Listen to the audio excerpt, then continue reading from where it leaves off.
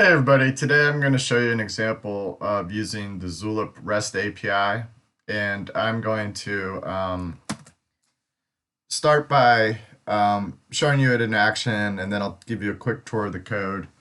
The program is called topiclinks.py, and my use case is that whenever somebody links from one topic to another, I want to write a simple message to a particular topic and particular stream that just kind of tracks those links. And I could look at those links, like once a day and see if they're like two topics that should really just be merged with each other. Or maybe I want to like make sure that if there's a link in one direction, then I link back from the other direction.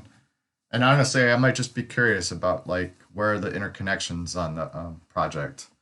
So I'm going to show it to you in action. I first need to start the program.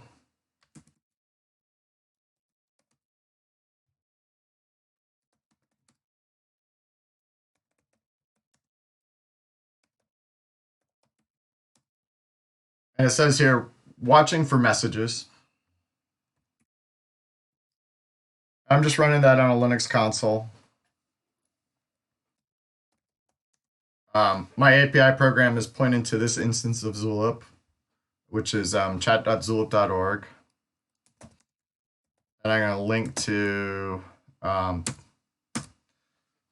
bot testing links. Notice the syntax here. Zulip auto completed it for me, but the markdown here is pound star star, the name of the stream, angle bracket, the name of the topic, star star. So I'm going to send the message. And if I go there, sure enough, it wrote a new message. It says, test here, Steve tests links to bot testing topic links. So if I go back here, you can see where I wrote the message. I'll do it one more time. In my console output, you can see that I sent that. So let's do link to feedback API client failure or whatever that is. Now, if I go back to this stream, which is where I'm writing to, you can see that it wrote a little message there. So let me get into the details of the program. Come here, click on that. I'm going to close this. We don't need this really. So I import Python's regex library. I import the Zulip library. And in order to install Zulip, you basically do pip install Zulip. But in the README on my project, I link to the REST API documentation. And it tells you how to do all of the deployment details. Let me see if I can just find it. Installation instructions. Pip install Zulip, pretty simple. Okay, and then I set up my stream for notifications, my topic name for notifications. I get myself a client by calling Zulip client.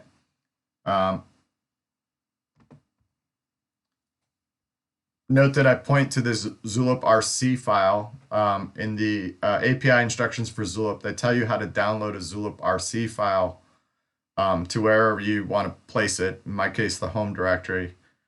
And that Zulip RC file contains information about the host that you're connecting to and your account, and which could be your own account or an account of a bot you created. In this case, I used my own account, and an API key. And the API key is obviously important. Then I have a send function, and all this does is send the message to the stream. Pretty self-explanatory. Here I have the handle message function. I look for a topic link within the message. And if, I look to see if the message has a topic link. I get the stream and the topic from the message. I make sure that the topic in the link is not the same topic as the topic to which I am sending these little notification messages, because that can put you into like an infinite loop if you're not careful. And then I have this I create a from topic link just by literally building up the markdown of the stream that the link was coming from and the topic that the link was coming from. And then I've used this regex here to find all the topic links in the message. It's pretty rare that you'll have multiple topic links within a message, but it is conceivable. So let me do this.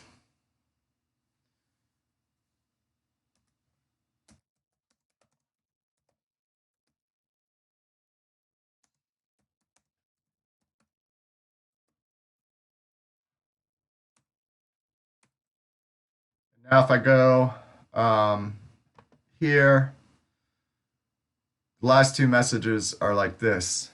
Oh, and it looks like I have a bug. So I'll need to fix that bug. And it'll probably be fixed by the time you watch this video. I'm sure it's a pretty shallow bug. But at any rate, I have this function called watch messages that uses this part of the Zulip API called call on each event. And the way that function works is you pass it a callback, which in my case is handle event, which really just passes on control to handle message. And I tell it that I'm only interested in event types of message and that I only want all public streams, that I want to restrict the events that I get to be from all public streams.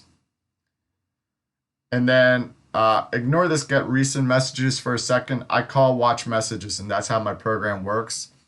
This get recent messages is useful in the case that you're either running the program for the first time and you want to like maybe like backfill like from the last 1,000 messages or whatever.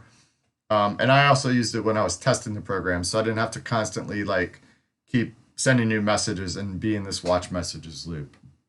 So this is essentially dead code, but you can resurrect it if you need to. So I think I'll stop there. I'm not sure I was super clear about the repo. It's under my account, Showell, and it's called Zulip API Examples. I hope that was helpful. Thanks. Bye.